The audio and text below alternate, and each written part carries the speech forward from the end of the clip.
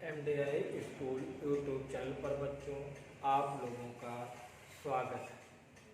चलिए, जैसा कि हमने आपको सबसे पहले 6 और 7 का गणित का शुरुआत किया था, तो आज गणित क्लास 8 की हम लोग पढ़ते हैं और उसकी जो विशेष सूची है कि हमें क्या क्या पढ़ना है, कितने चैप्टर हैं, वो ध्यान दीजिए। तो सबसे पहला चैप्टर आपको पढ़ना क्या है? परिमेय संख्याओं पर संक्रियाएं। ठीक। उसके बाद दूसरा चैप्टर आपको क्या पढ़ना है? वर्ग और वर्गमूल। तीसरा चैप्टर आपका है बच्चों घन और घनमूल। इसमें हम वर्ग और वर्गमूल की विशेषताएं पढ़ेंगे और इसमें घन और घनमूल। जैसे मुझसे पूछ ले कि 8 का घनमूल क्या होगा, ठीक, 27 घनमूल क्या होगा या 27 घन क्या होगा। फिर अगला चैप्टर मुझे पढ़ना क्या? समीकरण। और फिर अगला है बीजीय व्यंजकों का भाग एवं गुणाखंड, जिसमें चर राशियां होती हैं x और y। आगे संख्याओं से खेल, यानी संख्याओं कैसे पढ़ेंगे, जो खेल के माध्यम से सीखेंगे। अगला चैप्टर पढ़ेंगे रैखिक समीकरण। इसके अंतर्गत x और y दो प्रकार के चर दिए रहते हैं, जिसमें हम x और y के मान ज्ञात रहते हैं। अगला है दो अज्ञात राशि वाले रैखिक समीकरण। इसमें भी समीकरण से ही जुड़ा हुआ प्रश्न आएगा। फिर हम समांतर रेखाएं पढ़ेंगे। समांतर रेखाएं कितनी होती है ये जानेंगे। चतुर्भुज की रचनाएं जानेंगे। समचतुर्भुज क्या है, इनके बारे में हम जानेंगे। वाणिज्य गणित के बारे में जानेंगे। फिर बैंकिंग से रिलेटेड आपके जोड़ा गया है, इससे प्रश्न जानेंगे। और वृत्त और चक्रीय चतुर्भुज से आने वाले भी प्रश्नों के बारे में हम जानेंगे। और वृत्त की स्पर्श रेखाओं के बारे में, सांख्यिकी, और अगला है संभावनाओं की सांख्यिकी, और ग्राफ और क्षेत्रमिति। तो टोटल कितने चैप्टर हैं? तो ये आपका हो जाएगा पहला चैप्टर, ये हो जाएगा दूसरा, फिर तीसरा, फिर चौथा, फिर पांचवा और छठा, सातवां और आठवां। ये आपका हो जाएगा 9 नंबर, 10 नंबर, 11 नंबर, 12 और 13 और 14 और 15 और 16 और 17, 18। आपके क्लास 8 में 18 चैप्टरों को दिया गया, हम इनको विस्तार से समझते हुए चलेंगे। आप बहुत ध्यान से समझते हुए चलिएगा। पहली क्लास है आपकी, नोट्स बनाते हुए बढ़िया अच्छे तरीके से हम लोगों को आगे बढ़ना है। तो पहला चैप्टर आपका क्या है? परिमेय संख्याओं पर संक्रियाएं। तो परिमेय संख्याओं पर संक्रियाओं के बारे में हम सबसे पहले पढ़ते हैं। पहला चैप्टर है, डाल लेते हैं परिमेय संख्याओं पर संक्रियाएं। चलो हम खोल देते हैं ना, एक बार आपने देख लिया, टोटल इतने ही चैप्टर आपको पढ़ने हैं। चलिए आगे हम चर्चा करते हैं पहले चैप्टर की। तो पहला चैप्टर आप लिख लीजिए क्या है? पहला चैप्टर है परिमेय संख्याओं पर संक्रियाएं। इसके बारे में पढ़ना है पहले चैप्टर में। तो पहला चैप्टर आपका हो जाएगा क्या?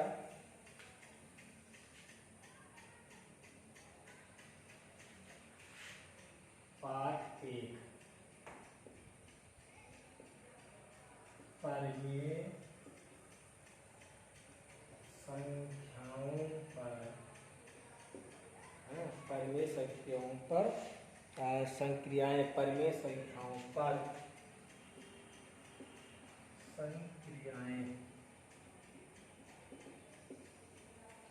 ये है पहला चैप्टर, ये आपको पढ़ना है। ठीक, पहली हेडिंग पहले हम जान लेते हैं कि परिमेय संख्या क्या है।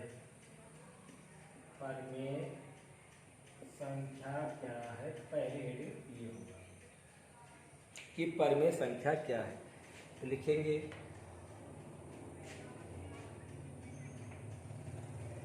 वे प्राकृतिक संख्याएं, वे प्राकृतिक संख्याएं, ठीक, वे प्राकृतिक संख्याएं जिन्हें हम पी बाई क्यू या अंश बटा हर के रूप में। ठीक, वह प्राकृतिक संख्याएं जिन्हें हम पी बाई क्यू यानी अंश बटा हर के रूप में व्यक्त करते हैं। वह प्राकृतिक संख्याएं जिन्हें अंश बटा, कोई संख्या जब बटे में लिखी हो तो वह प्राकृतिक संख्याएं जिन्हें हम अंश बटा हर के रूप में व्यक्त करते हैं तो उसे परिमेय संख्या कहते हैं। तो उसे परिमेय संख्या कहते हैं। क्या कहते हैं? परिमेय संख्या।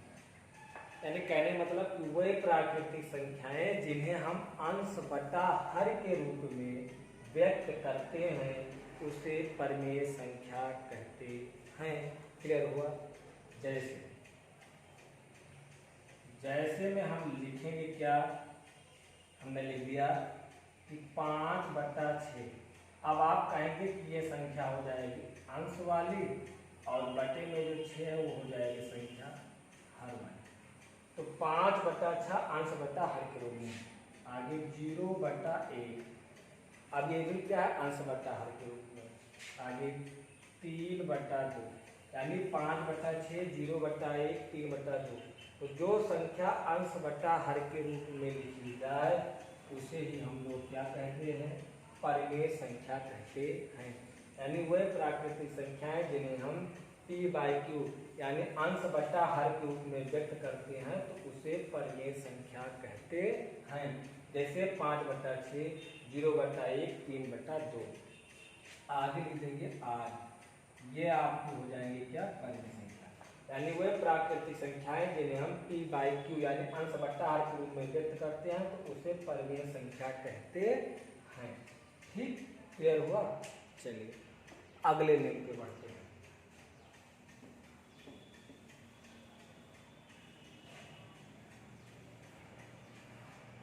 अब हम जानते हैं अगली हेडिंग, परिमेय संख्याओं का योग कैसे होता है। अगली हेडिंग, परिमेय संख्याओं का योग। परिमेय संख्याओं का योग। परिमेय संख्याओं का योग कैसे करते हैं? परिमेय संख्याओं का योग। ठीक, तो परिमेय संख्याओं का योग कैसे करते हैं? पहला प्रश्न देखिए और पहला नोट्स भी लिखेंगे। क्या नोट्स लिखना है? यदि दो परिमेय संख्याएं, यदि दो परिमेय संख्याएं, यदि दो परिमेय संख्याएं p बाई क्यू व r बाई क्यू के रूप में हो तो कोई यदि दो परिमेय संख्याएं p बाई क्यू व r बाई क्यू के रूप में, कहने मतलब इसका हर सेम हो। p बाई क्यू में q हर शेष है यानी समान है, q इसमें भी समान है, r बाई क्यू में भी हर समान हो, अंश चाहे भिन्न भिन्न हो। तो कह रहा है यह दो परिमेय संख्या p बाई क्यू व r बाई क्यू के रूप में हो तो जवाब क्या होगा कि p धन r बटा q। यानी हम दोनों अगर हर समान हो, कैसे? यह दो परिमेय संख्याएं p बाई क्यू व r बटा q के रूप में हो तो p धन r बटा q, यानी जब q वाला नीचे वाला हर समान हो तो ऊपर वाली संख्याओं को हम जोड़ लेते हैं। ये नोट नंबर आपका 1 कहता है, नोट नंबर 1। इस पे सवाल समझिए कैसे आता है। जैसे क्वेश्चन नंबर 1, 4/7 प्लस 4/7 और 8/7 का मान बताइए, का मान बताइए। अब देखिए हमने क्या लिखा? 4/7 धन 8/7 का मान बताइए। और हमने नोट में क्या लिख दिया है? क्या लिखा है कि यदि दो परिमेय संख्याएं p बाई क्यू व r बाई क्यू के रूप में हो तो बराबर p धन r बटा कितना हो जाता है, q हो जाता है। तो यहाँ भी q क्या था, दोनों में सेम था। तो जब दोनों में q सेम था तो हम एक ही तो q लिखे थे और p और r जोड़ लिए थे। तो ऐसे इसमें भी नियम लगाएंगे कि 4/7 धन 8/7 है, दोनों में 7 सेम है और ऊपर धन का चिन्ह है तो जोड़ लेते हैं। 8 और 4 कितना हो जाएगा, 12/7। यही आपका क्या हो जाएगा, आंसर हो जाएगा। ऐसे में अगर अगले क्वेश्चन की बात करूं तो क्वेश्चन नंबर 2, 5/-9 और 13/9 का मान बताइए, का मान बताइए। ठीक, तो इसका क्या आएगा, तो पहला नंबर पे काम करना पड़ेगा। -9 या 9 सेम थोड़ा है, तो हम माइनस से गुणा करा देते हैं पूरे इक्वेशन में। गुणा कराएंगे पूरे इक्वेशन में तो क्या मिलेगा, या ऐसे ही समझिए कि इसमें 5/-9 में अंश बटा हर में हम माइनस से क्या करा देते हैं, गुणा, माइनस प्लस से। माइनस इसमें गुणा कराएंगे तो हो जाएगा -5, यहाँ वाले माइनस में कराएंगे तो हो जाएगा 9 और प्लस हो जाएगा 13/9। कैसे आए देख लीजिए, 5/-9 था तो इस माइनस को यानी अंश बटा हर में, यानी 5/9 में अंश बटा हर में -1 से गुणा करा दिया गया। माइनस से गुणा कराएंगे तो -5, यहाँ माइनस क्या हो गया, प्लस। अब आप देखिए कि दोनों में 9 सेम है तो क्या करेंगे, जोड़ का निशान है जोड़ लीजिए, घटाओ निशान हो तो घटा लीजिए। जोड़ का निशान है तो लिखेंगे -5 प्लस लिखेंगे 13 और दोनों में 9 सेम है तो 9 लिख देंगे। 13 में से 8 जाएगा तो बचेगा, और 13 में से 5 जाएगा तो बचेगा 8 बटा कितना, 9। ये आपका आंसर हो गया। ये भी लगा लीजिए, चाहिए तो एक बार इसका स्क्रीनशॉट ले लीजिए, फिर हम आगे बढ़ते हैं।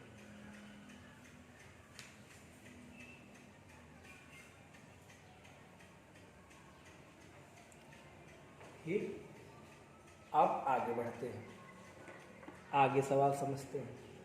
ये हुआ ना, चलिए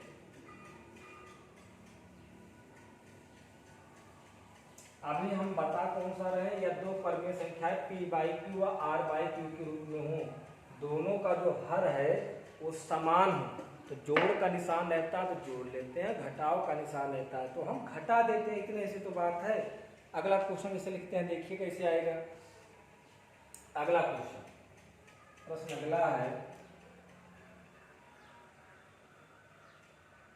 अगला प्रश्न हमने ले लिया क्या, 5/9 प्लस -4/9 का मान बताइए, का मान बताइए। तो 5/9 धन -4/9 का मान बताना है। तो इसमें भी देखिए आप, हर 9 सेम है तो लिखेंगे 5/9, पहले प्रश्न लिख लेते हैं, फिर -4/9 बराबर 5/9 लिखा तो 5/9 ऐसे लिख दिया। अब बताओ प्लस माइनस, तो आगे माइनस ही तो आएगा, 4/9। अब दोनों में सेम है तो ऊपर लिखेंगे 5 - 4/9, 5 में से 4 जाएगा तो 1/9। यही आपका आंसर हो जाएगा। तो हमने आपको हम बताना क्या चाहते थे, कहने का मतलब सिर्फ इतना ही था कि जब दो संख्याएं हो नीचे बेस में हर क्या हो, सेम हो, तो जोड़ का निशान हो जोड़ लीजिए, घटाव का निशान है तो घटा दीजिए। जैसे अब मैं आपको कुछ होमवर्क दे रहा हूँ इसी नियम पर, तो देख लीजिएगा, चलिए खो देना, ये नोट किए, एक बार नोट कर लीजिएगा नियम, नहीं आप नियम भूल जाए तो फिर गड़बड़ा जाए, ठीक है ना। नियम नोट कर लीजिएगा। कैसे, अब आगे देखो क्वेश्चन, आप क्वेश्चन लिख लीजिए। पहला क्वेश्चन हमने लिख दिया क्या, कि 4/7 प्लस -8/7 का मान बताइए। 4/7 धन -8/7 का मान बताइए। क्वेश्चन नंबर 2 पे चलते हैं। 2 पे चलते हैं तो आपको दे दिया गया 4 -4/9 और यहाँ दे दिया गया कितना -2/9 का मान बताइए,